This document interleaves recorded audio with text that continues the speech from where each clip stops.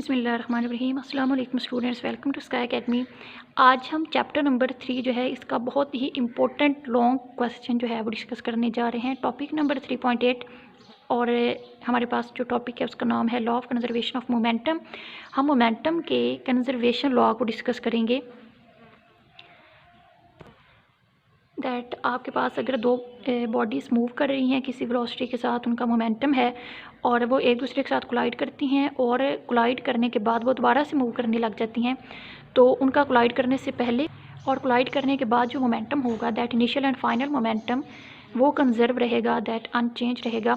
लेकिन इसके लिए ज़रूरी है law of conservation of momentum के लिए कि आप जो बॉडीज़ मूव कर रही हैं उन पे एक्सटर्नल कोई फोर्स अप्लाई ना करें, कि जो आपने वो टू बॉडी सिस्टम लेना है वो आइसोलेटेड सिस्टम हो। आइसोलेटेड सिस्टम एक ऐसा सिस्टम होता है जिसमें कोई एक्सटर्नल फोर्स जो है एक्ट नहीं करती।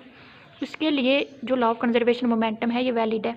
आइसोलेटेड सिस्टम हमारे पास क्या होता है? ऐसा सिस्टम जिसमें कोई भी एक्सटर्नल फोर्स जो है वो एग्जर्ट ना हो, that no external force exert.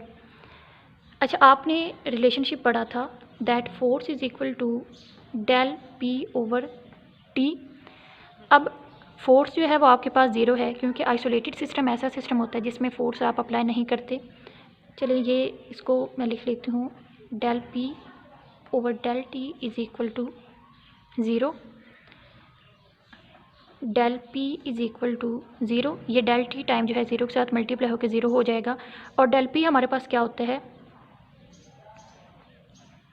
M V F minus M V I equal to zero. Mass common, V F minus V I equal to zero. Mass जो है यहाँ जाके डिवाइड होगा, ज़ीरो हो जाएगा। V F minus V I equal to zero और V F जो है इक्वल होगा वी आई के। तो देखिए इसमें कि आपने कोई एक्सटर्नल फोर्स अप्लाई नहीं की, तो जो इनिशियल और फाइनल वेलोसिटी है बॉडीज़ की वो सेम रही है। सो आइसोलेटेड सिस्टम के लिए हमने पढ़ा कि फोर्स ज़ीरो होगी तो फाइनल और इनिशियल वेलोसिटी जो हैं वो इक्वल होंगी और मोमेंटम कंजर्व रहेगा। Law of conservation of momentum को हम एज एन स्टेटमेंट कैसे कह सकते हैं? Total linear momentum of an isolated system remains constant, कि एक आइसोलेटेड सिस्टम का जो टोटल लीनियर मोमेंटम होगा वो कांस्टेंट रहेगा। अब हम इसको प्रूव करेंगे। सपोज़ आपके पास टू बॉडीज़ हैं, मैस m1 और मैस m2। ये दो बॉल्स हैं, ये मूव कर रहे हैं। एक का मैस m1 है जो मूव कर रहे हैं वेलोसिटी v1 के साथ और दूसरे का मैस m2 है जो मूव कर रहे हैं वेलोसिटी v2 के साथ। अभी इन्होंने आपस में कोलाइड नहीं किया और जो पहला मैस है इसकी स्पीड ज़्यादा है एज़ कम्पेयर टू दिस, क्योंकि देखिए इसकी स्पीड ज़्यादा होगी तभी ये जाके इसको हिट कर पाएगा। अगर दोनों सेम स्पीड के साथ मूव करें फिर तो ये कभी भी नहीं मिलेंगे। तो इसकी जो स्पीड है वो स्लाइटली लार्ज है as compare to other mass. तो अभी इन्होंने कोलाइड नहीं किया, फिर ये दोनों मैसेज एक दूसरे के साथ कोलाइड करेंगे और कोलिजन के दौरान ये एक दूसरे को अपोज करेंगे। ये मैस जो है वो जो m2 मैस है ये m1 फोर्स लगाएगा इस डायरेक्शन में, उस फोर्स को हमने नाम दे दिया f प्राइम का। और जो m1 मैस है ये इस m2 मैस पे फोर्स लगाएगा फॉरवर्ड डायरेक्शन में और उस फोर्स को हमने नाम दे दिया f का। अब f प्राइम इस बॉल m2 ने जो m1 पे लगाई ये अपोजिट होगी एज़ कम्पेयर टू f और हमने नाम इसको दे दिया f प्राइम। लेकिन ये दोनों फोर्सेस इक्वल इन मैग्नीट्यूड हैं लेकिन डायरेक्शन अपोजिट है, तो हम कह सकते हैं f प्राइम जो है इसका नेगेटिव अगर हम ले लें तो इसी फोर्स के इक्वल हो जाएगा। f is equal to negative of f। ये आपस में कोलाइड करेंगे और कोलाइड करने के बाद ये उसी डायरेक्शन में दोबारा मूव करने लग जाएंगे। अब ये जो है इसकी स्पीड थोड़ी ज़्यादा हो जाएगी तो वो जो कंजर्वेशन लॉ है वो वैलिड रहेगा इस केसेस में।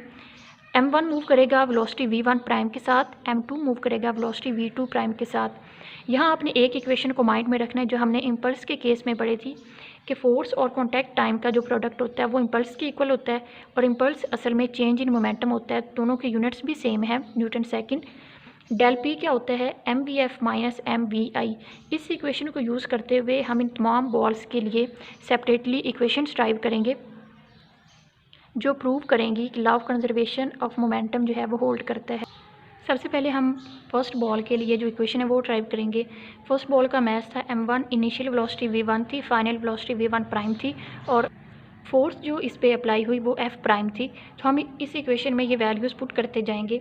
फोर्स कितनी है f प्राइम,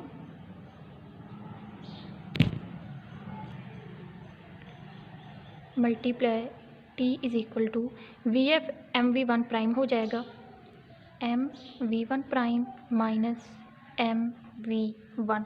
तो ये हमारे पास एक इक्वेशन आ गई बॉल वन के लिए।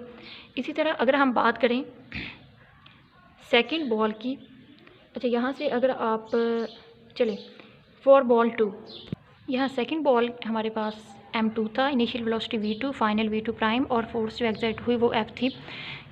सेकंड बॉल के लिए हमने इक्वेशन ड्राइव किया f cross T is equal to M V two prime minus M V two. Ball one के लिए जो आपने इक्वेशन ड्राइव की और बॉल टू के लिए जो आपने इक्वेशन ड्राइव की, इन दोनों इक्वेशंस को हम आपस में ऐड करेंगे, that F prime multiply T plus F multiply T, right hand side को राइट हैंड साइड में, लेफ्ट हैंड साइड को लेफ्ट हैंड साइड में ऐड करेंगे, M V one prime minus M V one plus M V two prime minus M V two. अब यहाँ से मैं T common दूंगी, F prime plus F is equal to M V one prime minus M V one plus M V two prime minus M V two. F prime plus F, इसके लिए हमने पढ़ा कि जो एफ और F prime है, F is equal to negative F. तो अगर मैं ये नेगेटिव एफ वैल्यू यहाँ पुट कर दूँ, minus F plus positive F, ये आपस में कैंसिल होके नल वेक्टर बना देंगे। तो इस साइड पे आपके पास क्या आ जाएगा, ज़ीरो। और यहाँ M one V one prime prime जो आफ्टर कोलिजन हमने मोमेंटम निकाला उसको इकट्ठा लिख लिया, M V one prime plus M two V two prime minus M one V one minus M two V two. इसमें M one V one prime plus M two V two prime, minus के साथ में common लूँगी, M one V one plus M two V two. तो ये जो value है subtract हो रही है, इस साइड पे आके ये ऐड हो जाएगी। तो ये हमारे पास क्या आ जाएगा, M one V one plus M two V two is equal to M one V one prime plus M two V two prime.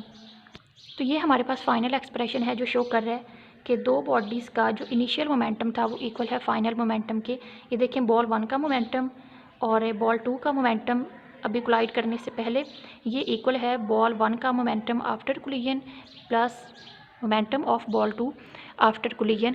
तो यही एक्सप्रेशन हमने ड्राइव करना था और ये एक्सप्रेशन हमारे पास शो कर रहा है कि मोमेंटम जो है वो कंजर्व रहता है एक आइसोलेटेड सिस्टम के लिए।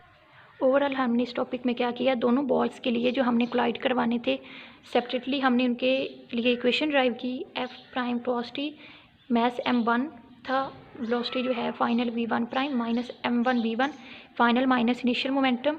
इसी तरह हमने सेकंड बॉल के लिए एक्सप्रेशन ड्राइव किया, final momentum minus initial momentum. फिर इन दोनों इक्वेशंस को हमने ऐड कर दिया। हमने पढ़ा कि जो ball two mass M one पे फोर्स लगाएगा वो अपोजिट होगी डायरेक्शन में, जो एम वन एम टू पे लगाएगा तो दोनों फोर्सेस इक्वल है लेकिन डायरेक्शन अपोजिट है। तो ये साइड हमारे पास ज़ीरो हो जाएगी और यहाँ से हम एम वन और जो बॉल वन के लिए एक्सप्रेशन और बॉल टू के लिए एक्सप्रेशन कोलाइड करने से पहले उसको इकट्ठा लिख लेंगे और जो आपके पास एक्सप्रेशन होगा बॉल वन और बॉल टू के लिए कोलाइड करने के बाद उसको इकट्ठा लिख लेंगे और हमारे पास ये जो इम्प्रेशन है वो जो एक्सप्रेशन है ये हासिल हो जाएगा कि फ़ाइनल मोमेंटम जो है वो इक्वल होगा इनिशियल मोमेंटम के। तो इसके साथ ही हमारा आज का ये टॉपिक ख़त्म हुआ। नेक्स्ट टॉपिक के साथ फिर मिलेंगे इंशाअल्लाह ताला। अल्लाह हाफिज़।